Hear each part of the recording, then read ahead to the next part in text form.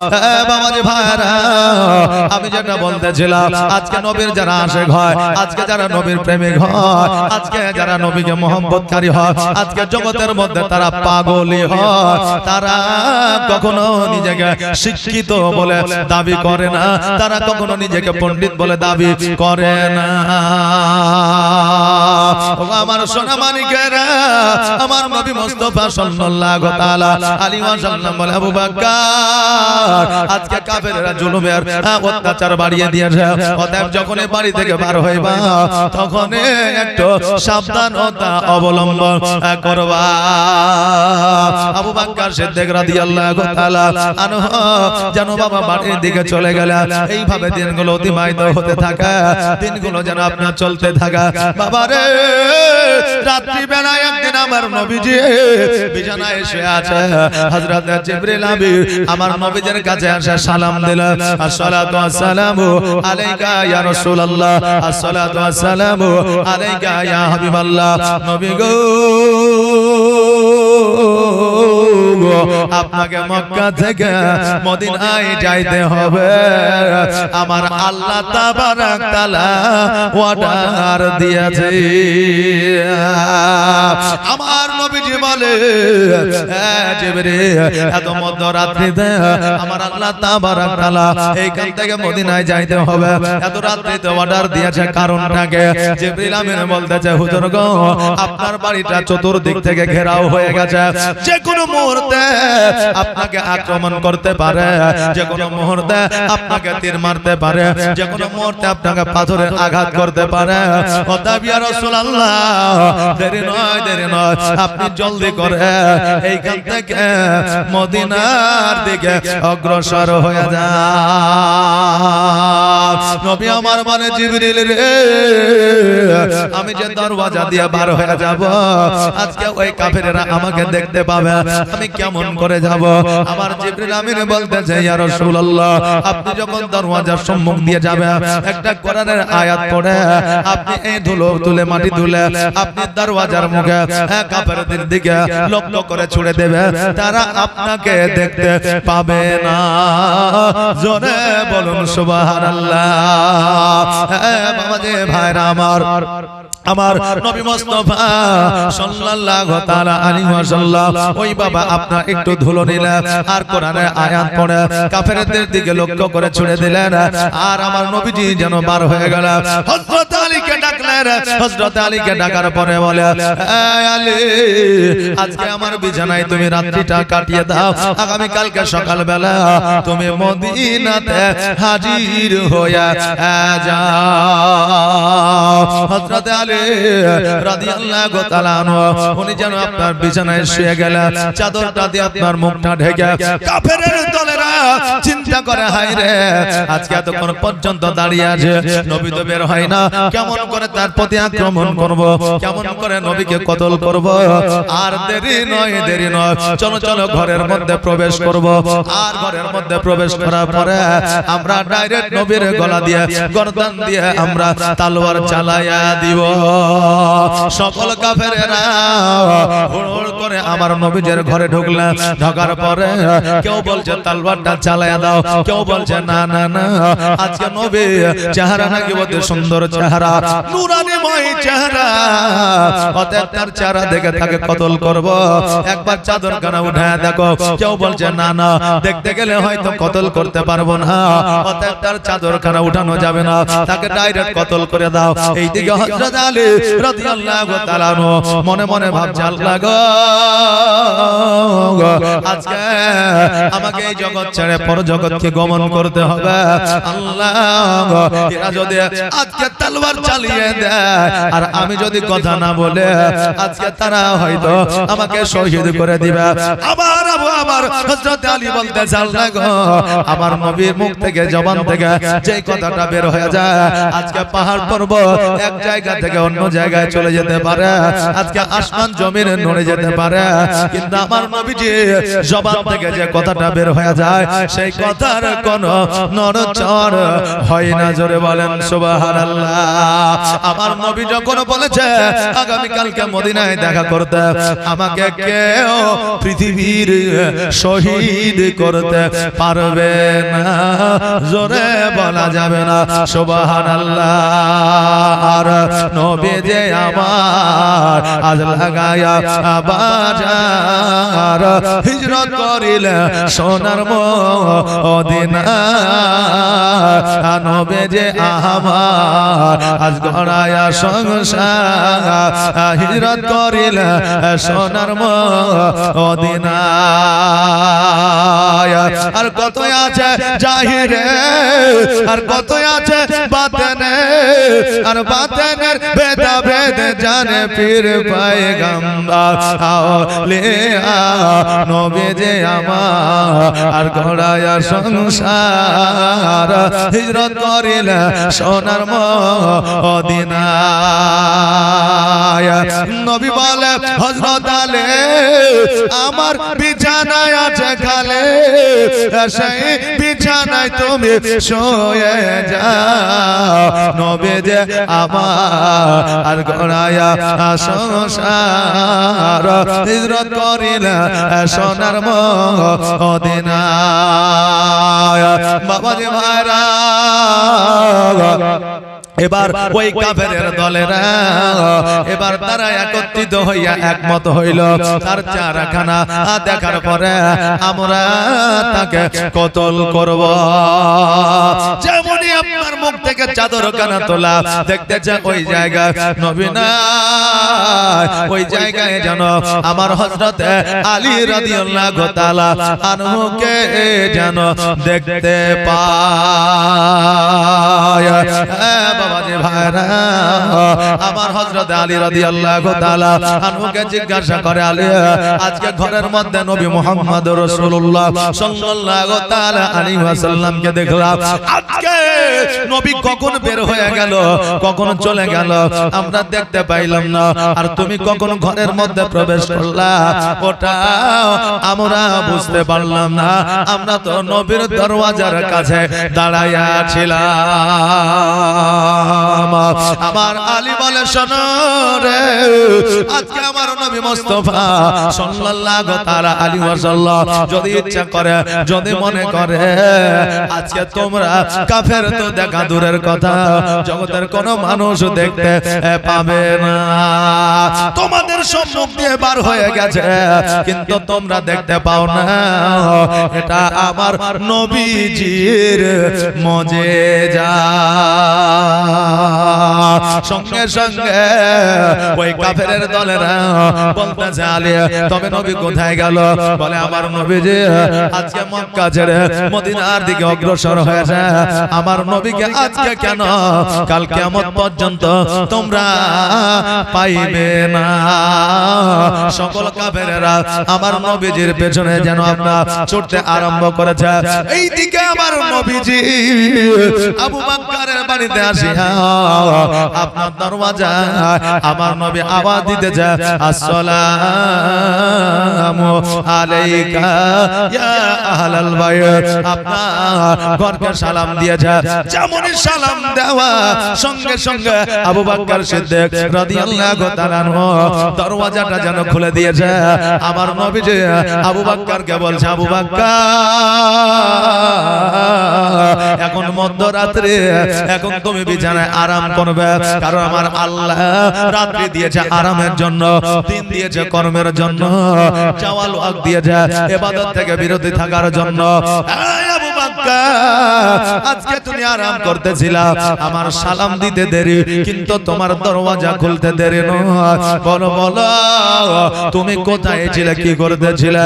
আবু বকর বলে, ইয়া রাসূলুল্লাহ, ইয়া হাবিবাল্লাহ, নবী গো আজকে নয়, আগামী কালকে নয়, আগামী পরশুদিন নয়, আপনি যেই দিন থেকে বলেছিলেন মক্কা ছেড়ে মদিনায় যাইতে হবে, কখন যাইতে হবে, কবে যাইতে হবে, কোন সময় আর কোনো দিন না দিয়া আমাকে বলে দিয়েছে আর আমি সেই দিন থেকে দিনের বেলায় কেন রাত্রি বেলায় কেন কোন সময়ের জন্য আমি আবু বকর একটা বার বিছানায় পিঠ পর্যন্ত লাগাইনি জোরে বলেন সুবহানাল্লাহ ইয়া রাসূলুল্লাহ বিছানায় পিঠ লাগানো তো দূরের কথা আমি চোখটা পর্যন্ত একবার বন্ধ করে অনেকক্ষণের জন্য কিছুক্ষণের জন্য আরাম করি নয় নবী গো আজকে আরাম এই জন্য করি নয় বিছানায় বিশ্রাম এই জন্য নিই নয় আপনি কখন এসে ডাকবে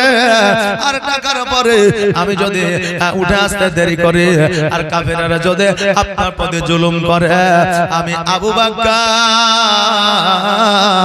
কাল কিয়ামতের দিনে জবাব দিতে পারবো না আমার নবী মুস্তাফা সাল্লাল্লাহু তাআলা আলাইহি ওয়াসাল্লাম বলে আবু বকর আর দেরি করা যাবে না চলো চলো আমরা মদিনার দিকে রওনা হয়ে যাই আমাদের পিছু নিয়েছে আমাদের কাফেররা অতএব আর দেরি করা যাবে না চলো চলো একবার জলদি করে মদিনার দিকে রওনা হয়ে যায় আমার সোনার মদিনা আমার প্রাণের মদিনা আমার দয়ার মদিনা আমার কলিজার মদিনা একবার আওয়াজ দিয়ে বলো ইয়া রাসূলুল্লাহ যেই মদিনায় শুয়ে আছে হাবিবে রব্বানা আমার জানের মদিনা আমার প্রাণের মদিনা আমার দয়ার মদিনা আমার কলিজার মদিনা কত হাজে হজ করিতে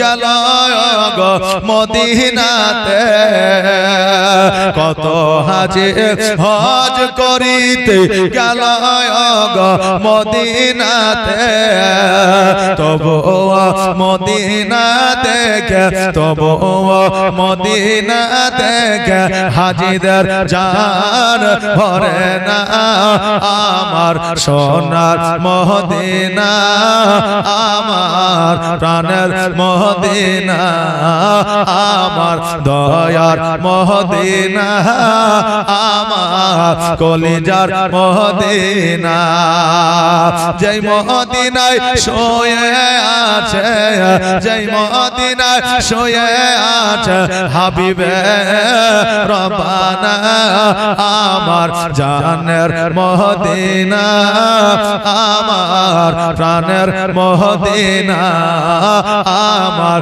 দয়ার মদিনা আমার কলিজার মদিনা আমার নবীর সঙ্গে আবু বকর সিদ্দিক রাদিয়াল্লাহু তাআলা আনহু উনি যেন আপনার চলতে আরম্ভ করলেন কখনো নবীর আগে যায় কখনো নবীর পেছনে যায় কখনো নবীর ডান দিকে যায় কখনো নবীর বাম দিকে যায় নবী আমার বলে আবু বকর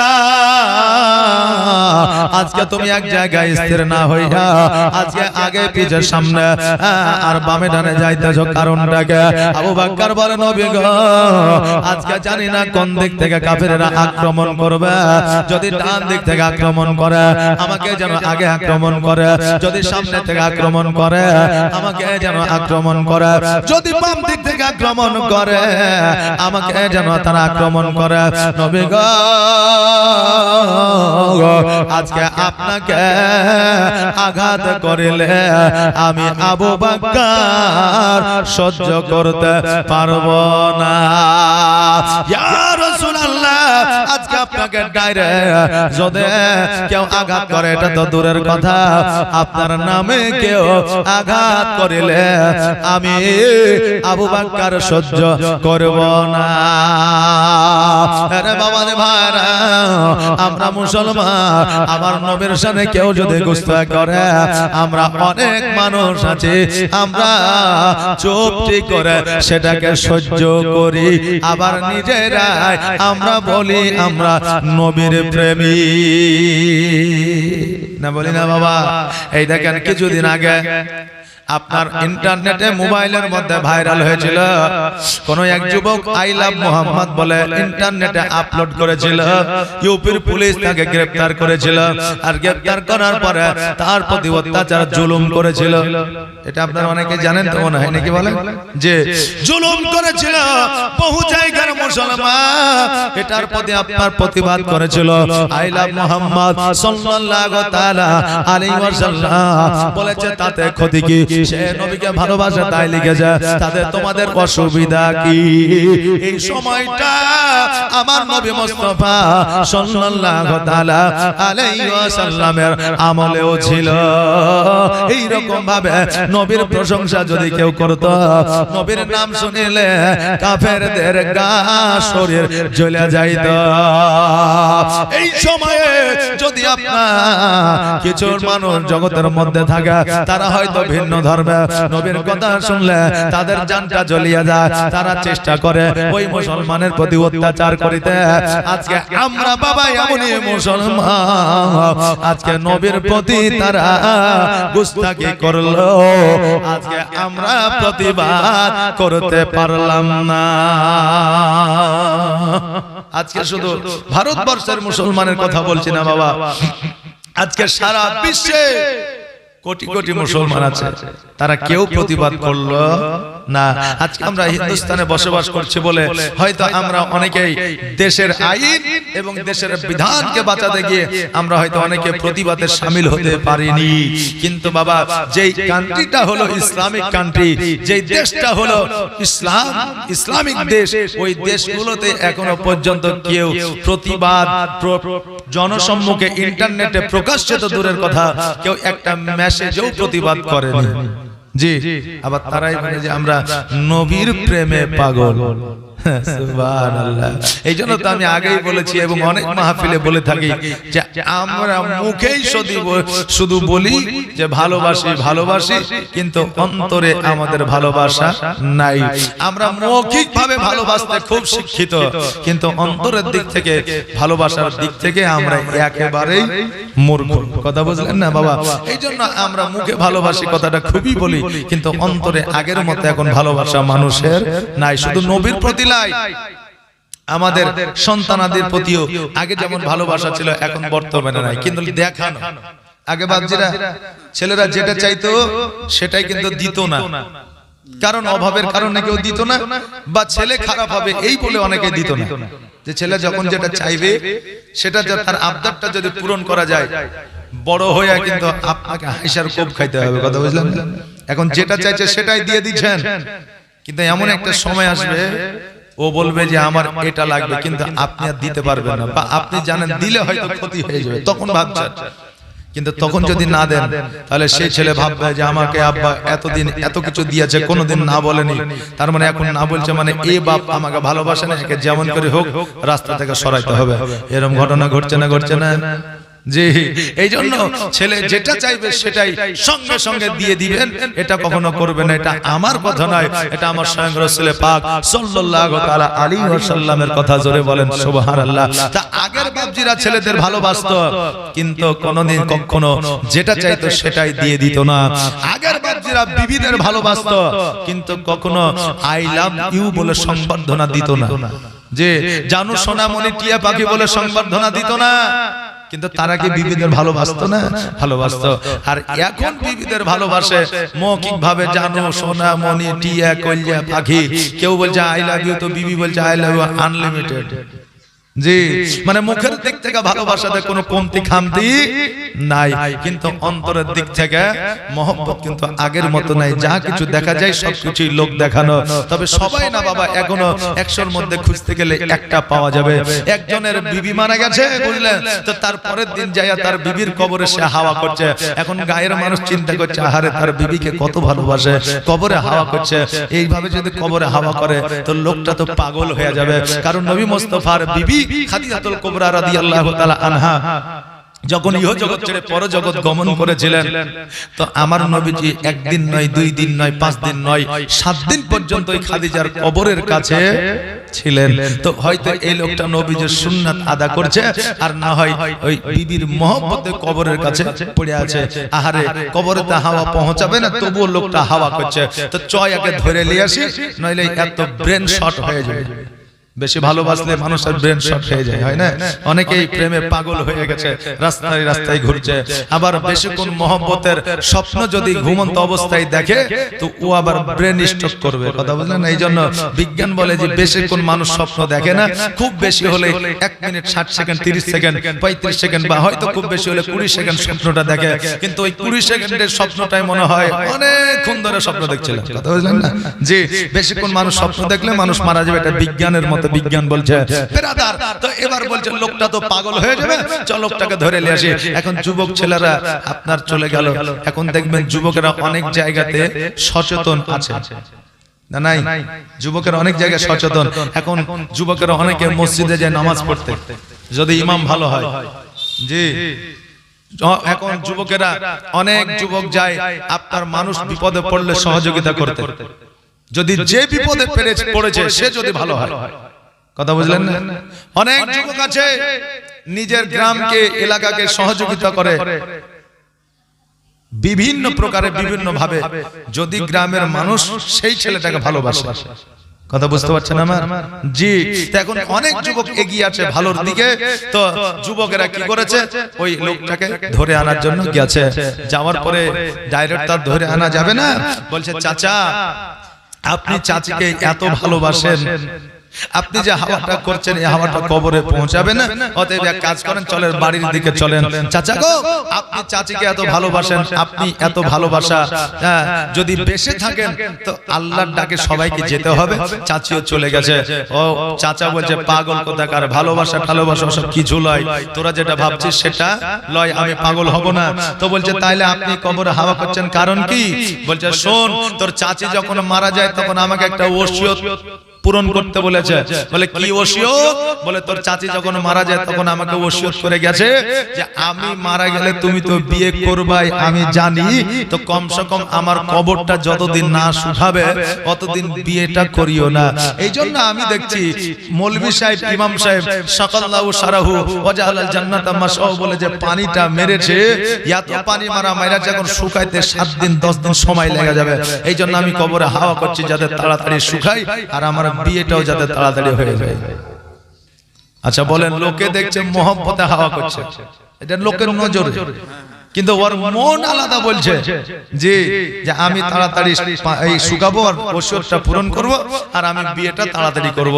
বাবা সামনাসামনি জানু সোনামণি টিয়া বললে যে সে তার মহব্বতে পাগল, এটা নয়। বর্তমানে মহব্বত, বর্তমানে ভালোবাসা, একে অপরকে নষ্ট করা, এটাই হচ্ছে যুবক যুবতীর এখন মূলত উদ্দেশ্য। জোরে বলেন নাউজুবিল্লাহ। বেরাদার, এখান থেকে আমাদের দূরে সরে থাকতে হবে। আজকে দেখবেন মসজিদে অনেক মানুষ আছে ইমামতি করার জন্য খুব আগ্রহী, আমি ইমামতি করবো, আজকে ইমাম নাই। তাহলে ইমামতি করতে গেলে কি পড়তে হয়, কিভাবে দাঁড়াতে হয়, কিভাবে, ওটা অনেকেই জানে না, কিন্তু নাম কামানোর জন্য দাঁড়িয়ে যায়। কবরে কিভাবে পানি দিতে হয়, কোন দোয়া পড়তে হয়, ওটাও জানে না। ও কবরে পানি দিতে হয় এই নিয়মটা জানে। এই জন্য ইমাম সাহেব আপনার খাটতে হবে না, আমি দিয়ে দিচ্ছি, ও ভাগাভাগ দিয়ে দিলে পানি, বলে দোয়া কি বলে জানি না, ও দেয় মৌলভীদেরকে দেখেছি তাই আমি দিয়ে দিই। জি হ্যাঁ, তো মান ইমামদেরকে দিতে হবে, না জেনে কোনো কাজ করতে যাবেন না, নইলে কিয়ামতের দিন কিন্তু জবাব দিতে হবে। আজকে শান ও মান আপনি বাড়িয়ে দিলেন লোক দেখানো, কিন্তু কাল কিয়ামতের দিনে আপনি জবাব দিতে পারবেন না।